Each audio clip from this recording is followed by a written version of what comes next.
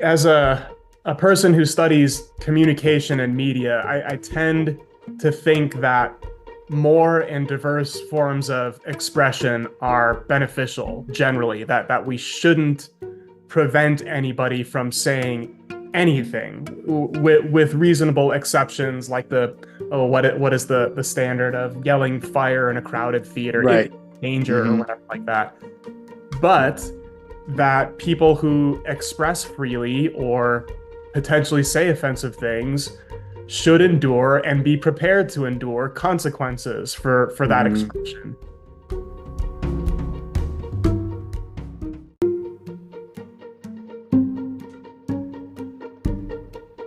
Hello and welcome to the What's So Funny About podcast, brought to you by the Liberation Comedy Project, liberationcomedy.org. I'm your host, Pedro Silva. On What's So Funny About, we say that we talk to funny people about serious topics. And today's guest is Nick Marx, co-author of That's Not Funny, How the Right Makes Comedy Work for Them. Nick is an associate professor of film and media studies, specializing in media studies, media industries, digital media, and American politics and culture. He is author or co-editor of several books, including Sketch Comedy, Identity, Reflexivity, and American Television, of the Comedy Studies Reader, and Saturday Night Live and American TV. Nick, welcome to the podcast. Thanks so much for having me, Pedro. Yeah.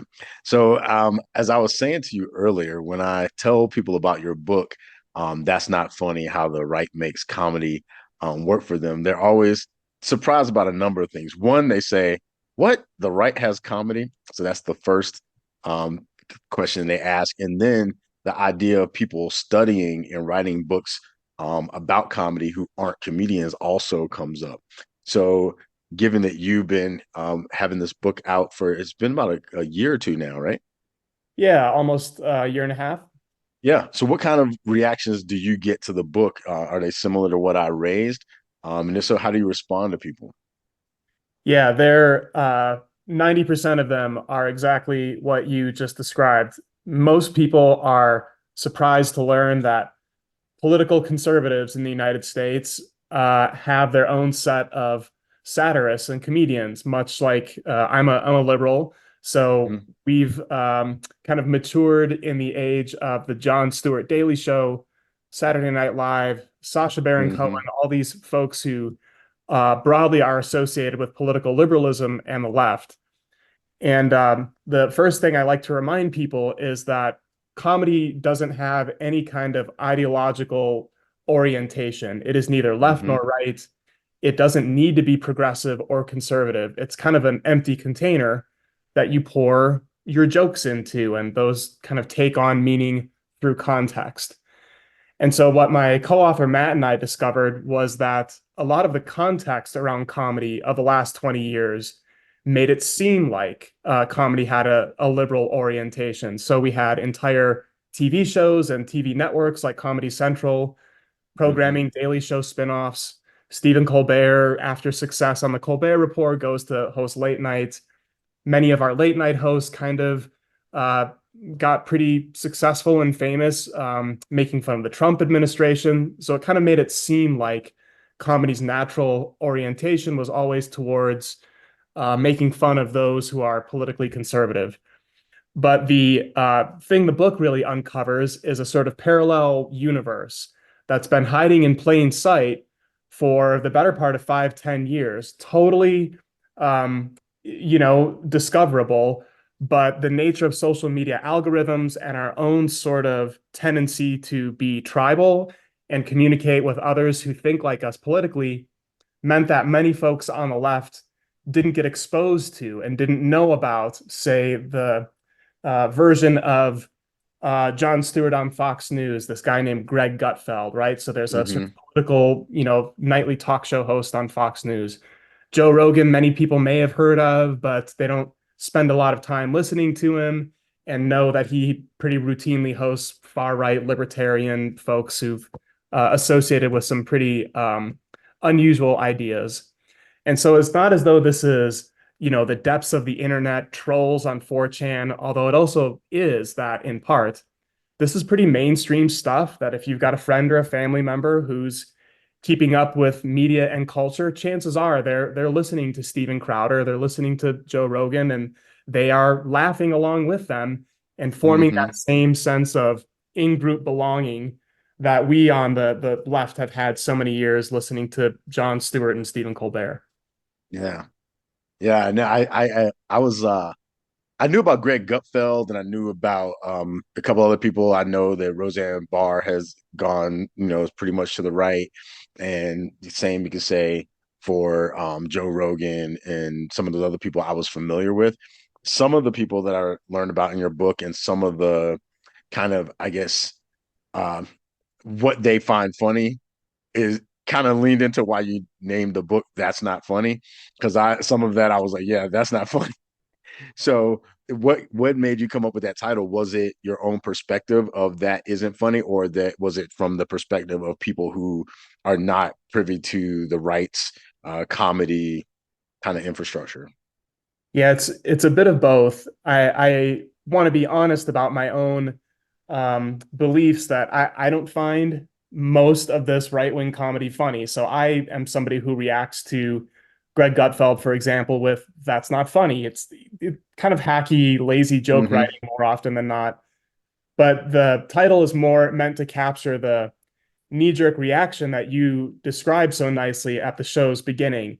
When you Hmm. present the idea of right-wing comedy to someone, they often react with, disbelief. Could such a thing really exist? This is oxymoronic to me. Hmm. And when you begin to talk through it with them, they understand that it's a thing that exists in the world. These are TV shows and podcasts that are popular, but they might say some version of, oh, that's not funny, or that's not really comedy. What they're doing over there is just being angry, right? So the Hmm. stereotype we have of folks on the right is they're driven more by anger and grievance than they are, mirth and sort of pleasure and playfulness like Hmm. left satirists are.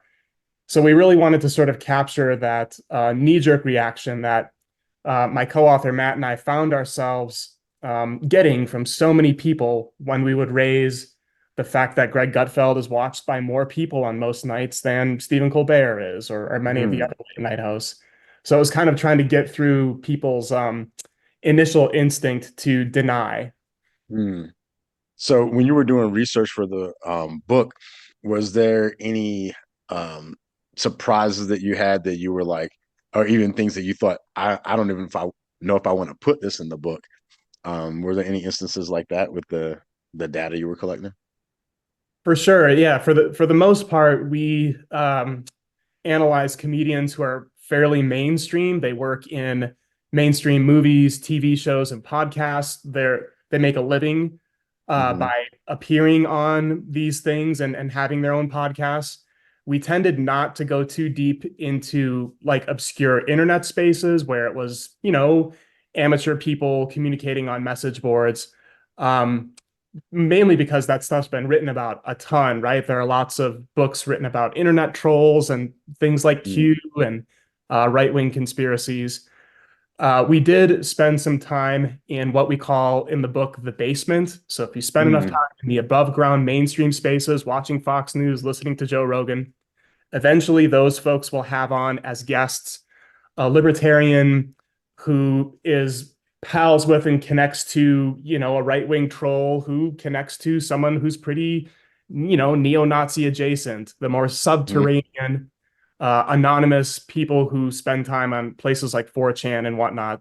So there are these pretty dark spaces you can go to if you follow the right algorithmic paths that can expose you to some pretty nasty racist, misogynist, and especially anti-Semitic humor Mm-hmm. if you choose to kind of go that far. But we mainly stayed with the more mainstream stuff. Yeah, it's probably more accessible, but yeah, I know that I have a friend who studies right-wing phenomena, and he's told me some things that I was like shocked that there was like a white supremacist reggae group, and I was like, that seems just to not make any kind of sense, Yeah. you know, to to take Rastafarian or reggae music and then to overlay it with white supremacy. Just who comes up with it? That seems like something from a comedy.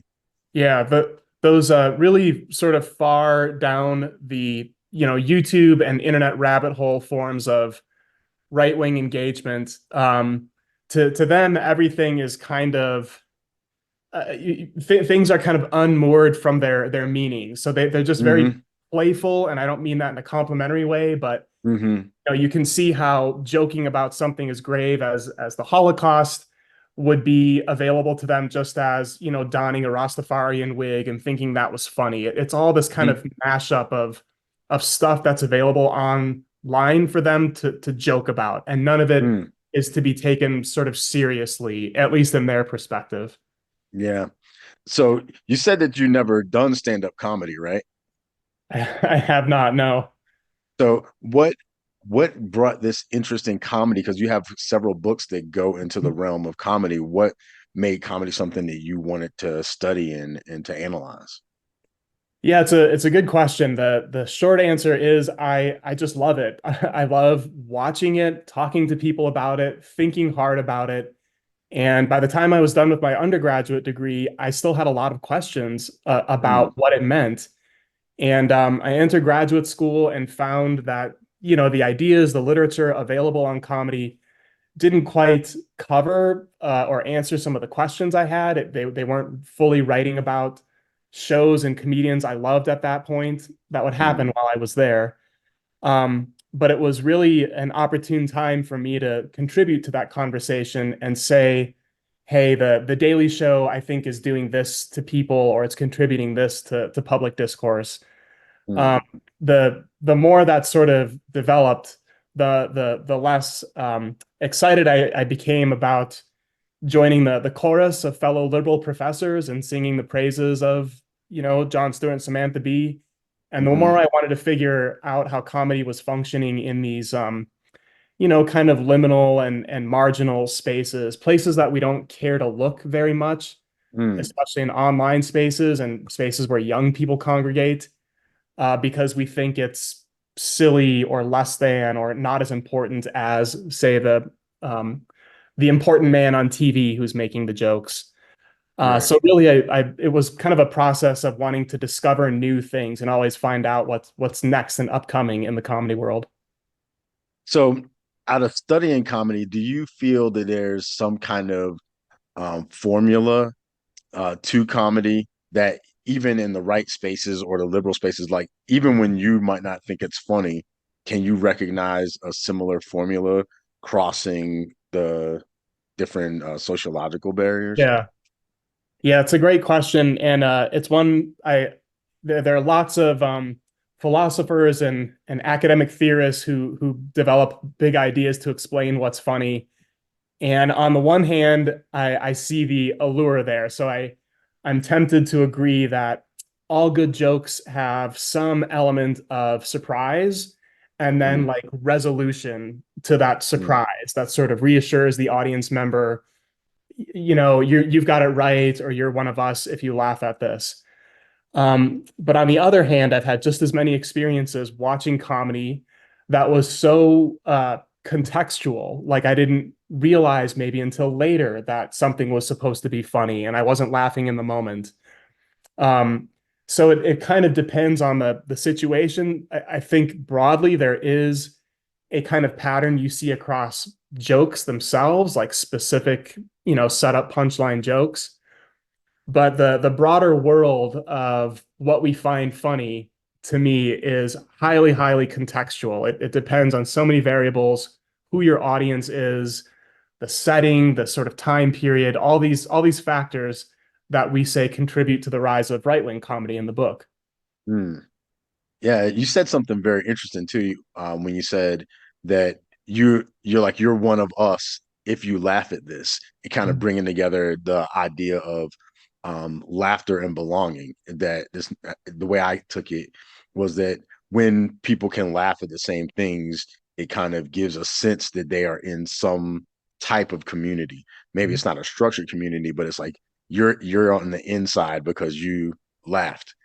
So would you say that that's a point that you've noticed throughout your study of comedy that is part of the process? And then can people laugh at something and not belong or be not be a part of that group? Yeah. Yeah, that's really well put. And I'd say that is across all my study of comedy, the common thread that comedy's basic function is to create in groups and out groups. There is Mm, the Joker and the people who sort of affiliate with the Joker or the joke creator and believe that person's worldviews and laugh with them. And then there's the object of the joke and the people who affiliate with the other side of that. It's not always going to be as clean cut as how I've just described it, but especially in a social context, if you want to understand how humor operates beyond the moment of joking and how it sort of circulates socially, that to me is its biggest strength above all other forms of social engagement, political, ideological, otherwise. There is laugher and there is laughy at the end of the day in mm. every instance with comedy. Wow. Yeah, this actually brings some thoughts to my mind that I'm glad I'm talking to an academic because I'm getting Yeah. to examine it a little bit in a little bit more detail. Because I know in my mind that comedy is used or can be weaponized. And it can also, as we've just pointed out, bring people into a sense of community. But thinking of it as a weapon, I'm also thinking like weapons can be disarmed, if you have the right skill sets. And Mhm. I'm taken back to a time when I was a kid and some kids were joking me, and I just started to a new school and I had not fit in very well. And so I was the laughy, I guess. Mhm. And I came home and I tried to be strong. But my mom asked me, well, how was it at your new school? And I'd already had problems in my old school. So I started crying. And I was like, they were joking me, you know. And then she said, well, what did they say? What did they joke you about? And I said, they said I was short. And then she said, boy, you are short. And then she said, never come in here again uh, crying about somebody saying something is true. And I took that to heart. So then when I went to school and they started joking about being short again, I said, I know, right? I am short. And then walked off. And Mhm. I saw then the power that you could disarm when jokes or comedies used as a weapon that you could disarm. Have you observed any particular skill set of people to disarm jokes that are meant to make them the punchline or the victim, or is it more just like polarized where the it's just laugher, laughy, that sort of setup, Yeah, and yeah. and Yeah, no, that's a great question, and that anecdote speaks so strongly to I think many. Let's take the case of stand-up comedy, just that by itself for a moment. I think many, if not most, of our best stand-up comedians have the power to be self-effacing, make fun of themselves, right? Just as you Mhm, did when you admitted, yeah, I am short, and it kind of diffused the bully's power mhm, to use that as a weapon against you. I think that is the hardest thing to pull off as both an upcoming and like a touring and sustaining stand-up comic is how to use yourself both as an object of derision and as a joker, right? As a person who makes mhm, fun of things.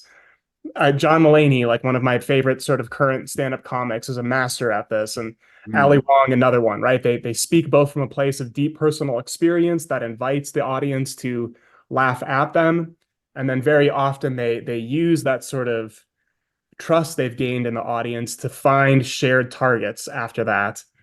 Um, the instances of this beyond the kind of solo stand-up world get kind of dicey, right? mhm, There's all manner of ways that TV shows, political satirists have tried and been successful or failed to use this sort of making fun of themselves and making fun of the in group in order to diffuse a possible threat.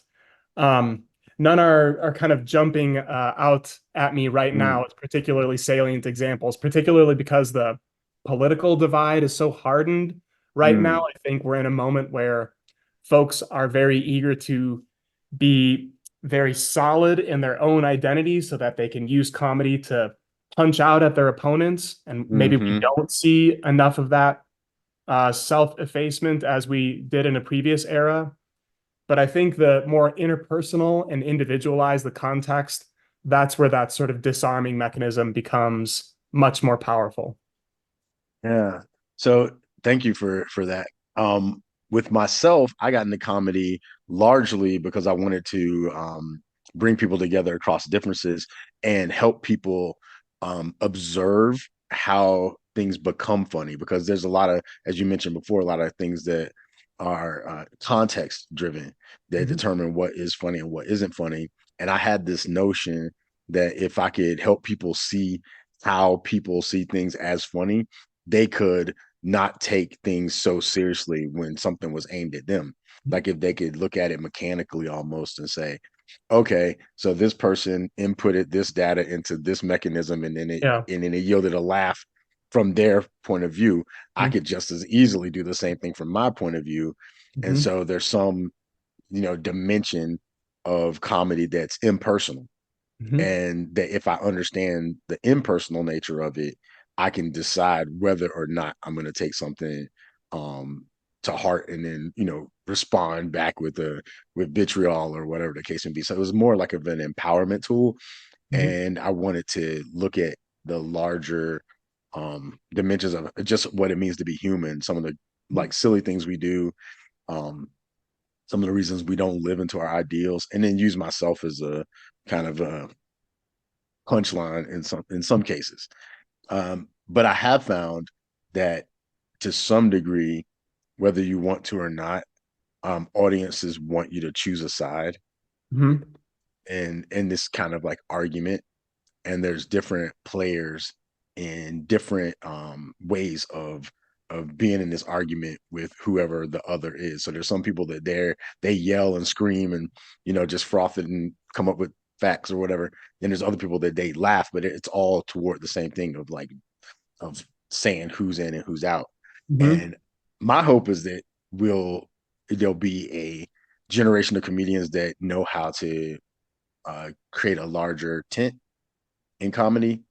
Have you observed anybody that you would say is um, creating a larger tent, or do you think it's just like right now it's just like left, right, for Yeah. the most part? Yeah, it's a tough moment to try to be a uniter with comedy. Mm, All of the economic incentives are to polarize and not to mm, unite.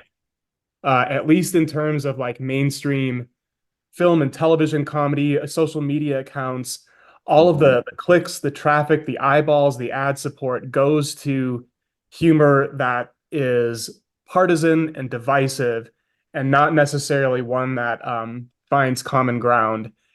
Like I was saying earlier, I think outside of media context, so in the context of pastors in their congregation or professors in the classroom or, more sort of grounded interpersonal contexts, absolutely, I think humor has much more potential to unite and to find common ground because you're in person with people, mhm. right? You're not hiding behind a screen and a username, just sort of shooting vitriol at people. I, like you, am hopeful and cautiously optimistic that we will cycle out of this current moment of really highly politically charged humor and once again find some sort of shared ground, at least through comedy. There's a pretty robust body of thinkers, of philosophers. Sigmund Freud, one of them, a guy named Henri Bergson, this French philosopher who were obsessed with the sort of um, absurdities of the human condition, right? They thought Mhm. comedy came from people falling down and getting hit in the face with pies and, behaving irrationally when the situation called for them to behave rationally. And so I'm hopeful that future generations of comedians sort of rediscover humor that's grounded more in the kind of shared human condition than they do Mhm. in group out group dynamics like so much of our politicized comedy is today. Yeah. Yeah, I definitely think about that. This one idea I came up with, it's more fantasy than anything else. Is this idea that I posed to another comedian of like the golden joke that somebody can tell and everybody in humanity would laugh at it. And Yeah. like, and I kind of like, there's got to be something there. There's got to be, because we have so many things in common that we miss. Hmm. There's got to be something that's funny to everyone, Hmm. that also unites. And I probably got it from I watched that Bill and Ted movie a long time ago where they Yeah. came up with a song that like created world peace or something. I don't know where I get that notion, but I just kind of feel like there's some kind of unifying principle that underlies, because every society laughs.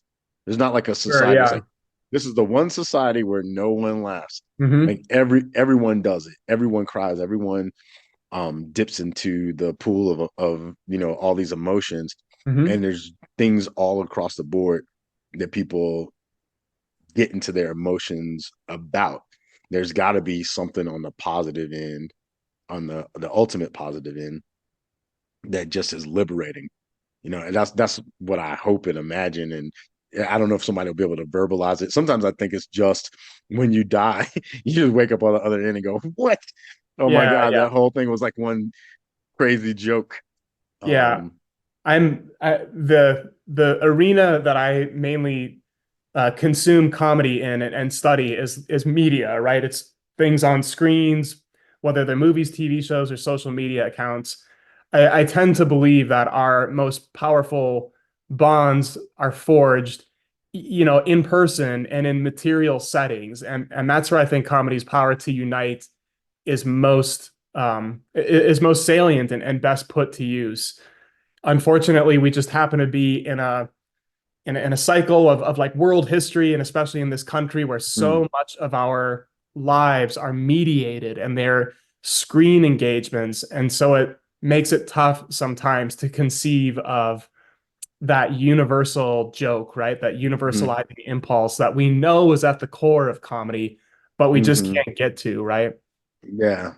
It's funny because I, like you just said, the word mediate, and I don't know why I never thought about it. The way you use the word mediate didn't sound like the positive way that I usually think of when I think of the word mediate.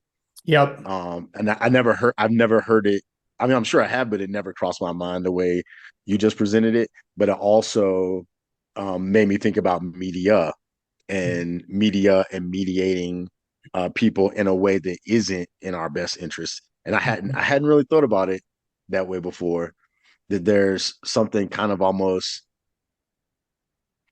I can't even think of a word for it. It's opened up a lot of doors in my head right now that I haven't Yeah. connected with. But Yeah, all these concepts share a similar, screens are an intermediary among mm-hmm, people more often than not. mm-hmm, So it's just all of these things are meant to highlight how there's something between our interpersonal interactions more and mm-hmm. more and more today. And I Right. think that the more you put screens or barriers in between interpersonal interactions, the less likely it is that something as bodily as comedy is going Mm-hmm, to bring you together, right? When you mm-hmm, laugh with someone, you're meant to be sharing physical space with them and feeling your mm-hmm, tense up, mm-hmm, right? Just like mm-hmm. romantic things, right? Like that's an in-person embodied experience. And more Yeah. and more we've got things in between us and the other person that prevent a kind of connection or unification. Yeah. No, this is getting pretty deep. Yeah, I don't know. I'm like sitting there thinking to myself, like, wow, okay. I'm like talking to you from this different perspective, and not this like, usually when I'm talking to like a comedian or something, I'm trying to like say, well, when are we gonna say something like, really goofy or funny or Right, something like right. that? But this has me thinking like more in depth, and just even thinking about the term programming, like television Mhm. programming. And it's like, yeah, it's called programming, it's a program, but then it's also programming us, because of what Sure. we watch, and what we get programmed to think is funny, and the barriers that we put up between ourselves and others, like you were saying, the screens. Hmm. That's something. Wow. So I'm gonna transition a little bit. There's a question I ask most of the comedians, which is, do you think there's anything off limits in comedy? Given your study and your academic work and in looking at the what some people wouldn't think is funny, would you say that there should be something off limits in comedy, or do you just feel like no, there's nothing off limits? Yeah, as a person who studies communication and media, I tend to think that more and diverse forms of expression are beneficial generally, that we shouldn't prevent anybody from saying anything with reasonable exceptions like the what is the standard of yelling fire in a crowded theater if Right. danger or Hmm. whatever like that. But that people who express freely or potentially say offensive things should endure and be prepared to endure consequences for that Hmm. expression. And here I'll remind folks of comedy's highly contextual nature. So you may be able to get away with saying some offensive thing under one set of circumstances, that if you Hmm. change those circumstances, that's a no-go zone, and you'll be canceled or booed or fired or whatever the case is. Hmm. And that goes for all forms of speech, in my opinion, right? That we ought to be free as human beings, as I think we are in the United States, to say and express ourselves in any manner that we want to. But you also have to be a member of a society, to use Right. George Costanza's kind of famous turn of phrase. Like we're trying to have a society here. You can't just go around saying anything you want to. You do have to be sensitive to the limits of your social group and your setting, and who Mm. receive those messages, be they children or members of a marginalized group or so on. Yeah. No, I've thought about like, you know, that if we allow, for lack of a better word, people to just say whatever they want to say, and Mhm. just almost like like when people used to preach about the free market economy, and they basically thought like, well, if you just don't restrict businesses and just let them do what they do and make money and stuff like that, the market will then determine like which businesses should thrive and which ones shouldn't, and eventually it will, it'll basically be a self-correcting mechanism to determine what's valuable to humans and what isn't. And I was actually raised on the right, so I kind of ran with those ideas a little bit and thought that there was like some kind of conclusion that there was some merit to that Mhm. notion. But then as I got older and more mature, I noticed that there were people that were kind of trying to influence people to think that they need things that they don't need and all these other things like that. So then the market became manipulated. So then you couldn't trust the market in that way because there are products and services that are highly valued and be better for society that don't even get in front of people because there's Yeah. forces trying to get them to go the complete other way for their own, nefarious purposes. And I've, started to observe and the same could be true. And I'm not saying that we should restrict people's liberties, but the Mhm. same could be true for these other kind of ideas of free expression and people thinking that freedom means I can say whatever I want to say and do whatever I want to do with no consequences. Yeah. You know, I that notion. Yeah, it's a tricky balance in this country. On the one hand, as you've expressed, the kind of far right libertarian belief undergirding free speech is that the market will be the sort of governor of who can and cannot say things. Hmm. Um, and we actually engage with libertarian thought pretty substantially in the right-wing comedy book. There's a pretty Hmm. active group of comedians who perform in a way precisely in a way that you've described, right? I should be able to say what I want and not be canceled or suffer any consequences because of free speech. But I think I've been alive long enough to know that the market is a pretty poor governor of social welfare and like the community formation, right? Not everything Hmm. can be governed according to what's profitable and what's not. leaving a whole chunk of society out of being good and taken care of when you do that. The comedian W. Kamau Bell just visited Hmm. Colorado State University's campus last week, and Oh wow. somebody asked him about cancel culture and like what you can and cannot say anymore. And you can tell he's answered this question a few times because he had a really great canned line ready. He said, "I believe in consequences, not cancellation." And Mm. I carry that with me. I do think that we ought to be able to provide consequences to people who do and say things that we don't like. That doesn't mean that that rises to the level of cancellation, whatever that word means, right? Hmm. But if you say a dumb thing, if you say a racist thing, you should expect a group of people to say, "Hey, don't do that. That's racist. That's bad. I think your employer should fire you." Um, that's a consequence of you saying Right. that bad thing, and hopefully you take that lesson and carry it with you. What you see now is people kind of taking even the slightest consequence and blowing it up to something Yeah. beyond a personal, affront to them and saying, "Oh, Hmm. there's this whole conspiracy against me and I'm being, Right. deprived of my livelihood." When I think if you follow many of the folks, especially from the right, who claim to have been canceled, they're all doing just fine. They're all Yeah. working again. They're touring. They've got their own TV specials about how they were canceled. They're selling Right. out comedy clubs just as they were before. The crowd just might look different this time around. Yeah. It's interesting how victimhood is becoming Yeah. a commodity. It's Yes. like monetizing it. It's like I haven't delivered this joke before, um, and maybe I never will. But I have this whole thing about people being addicted to winning, and how when you're addicted to winning, there's some people who will do everything they can to win at losing That's because great. they're like I'm gonna lose. Oh, you want to lose? I'm gonna lose more than Yeah. you. And it's like it's a kind of an insanity, but I think that it undergirds a lot of the ways that we're seeing people in our society right now kind of leaning into this like victimization and poor meism and or whatever it is, and actually extracting livelihood and value out of it, some sense of value. And it's kind of wild because it is like people are trying to win at losing.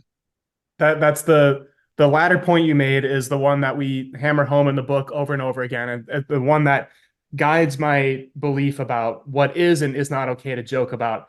I think that as long as there is money to be made in saying a certain thing, someone is going to try to say that, and they'll move on to the next thing if they suffer any consequences for saying that. So I don't think that's right. I'm not offering a recommendation or a value judgment of that, but in studying the world of right-wing comedy, that's been my main observation is that most of these folks are chasing the audience. They're chasing money over to this part of the ideological spectrum now because they see, I think perhaps correctly, that a lot of comedy has been this kind of center liberal orientation for 20 years, and they see a new market to pursue over there, and that's going to cause some uneasiness and some contention in what you can and cannot get away with saying.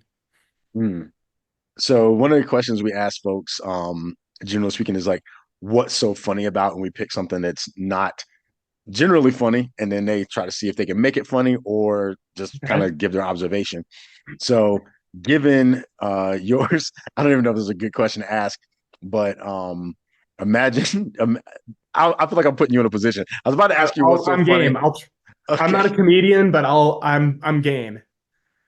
all right. So I was gonna ask you what's so. I was gonna ask you to imagine that you were invited to a KKK comedy club, and it was just and it was literally like KKK comedy spelled with a K, and uh and I'll ask you what's so funny about being invited to that event and being present for it. I think I would say the thing that is funny to me about that, I'm assuming this is my first time at this comedy Yeah, yeah, club. yeah. First time. I would feel super awkward not being able to meet anyone because they've all got their hoods on, right? Like Mm, how do you meet somebody new and look them in the face and say, "Hi, I'm Nick. I can't hear what you're saying. I can't see your face and get to know who you are. Take off yeah. your hood.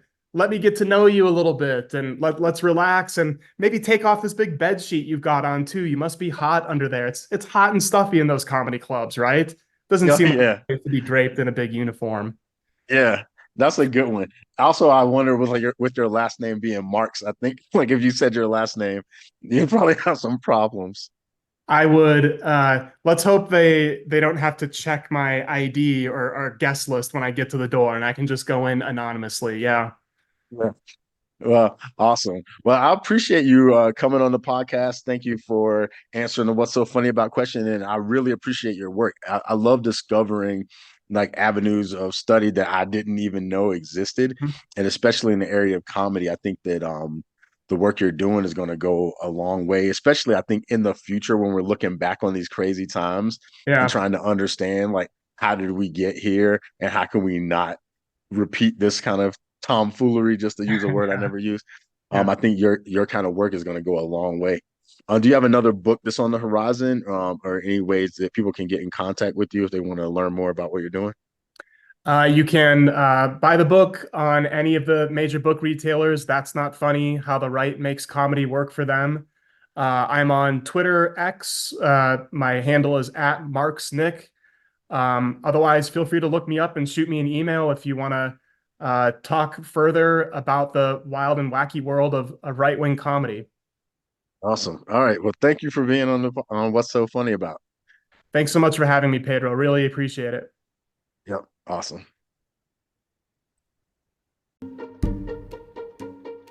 Thanks for listening. Please like and subscribe. The What's So Funny About podcast was brought to you by the Liberation Comedy Project, which is being incubated by Mediators Foundation, mediatorsfoundation.org, and managed by Unify, younify.org.